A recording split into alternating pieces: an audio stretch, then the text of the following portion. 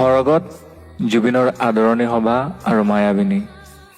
আজি বাৰু সৰগত কম সভা বহিছেনে?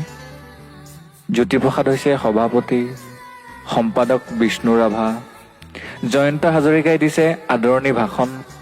হোৱা খগেন মহন্ত, অৰ্চনা মহন্তও বহি আছে নিৰলে। দেখিছো আগৰ শাৰীত প্ৰতিমা বৰুৱা বাইদেউৰ সৈতে দীপালী বৰঠাকুৰ, সংগী হৈ বহি আছে নীলপৱন বৰুৱাও। ভিতালীবাৰ আজি ভীষণ ব্যস্ততা, কিয়নো জোনবাইৰ দেশলৈ জুবিন আহিছে। সৰগ সজোৱাৰ দায়িত্ব ভিতালীৰ। অৱশ্যে সহায় কৰিবলৈ লগতে আছে গায়ত্ৰীও। ভগ্নী জংকীৰ চকু আজি চলচলীয়া। এই দিনটোৰ বাবেই যেন ৰৈ আছিল তাই। দাদা আহিব, হেঁপাহ পলোৱাই মনৰ কথা পাতিব। এচুকত বহি জুবিনদালৈ চাই আছে ৰাজীৱ শদিয়ায়ো। মুঠতে সৰগৰ অসম ভৱনত আজি বিশাল সভা। এয়া মঞ্চতে ভূপেন মামাই জুবিনক আলিংগন কৰিছে।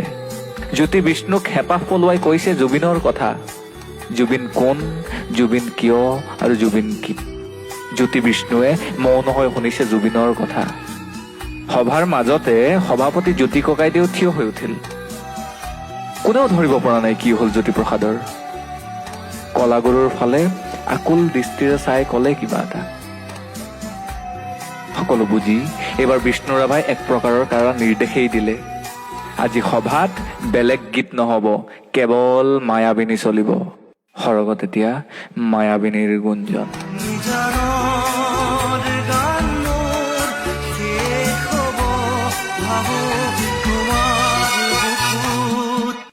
কেৱল মায়াবিনী।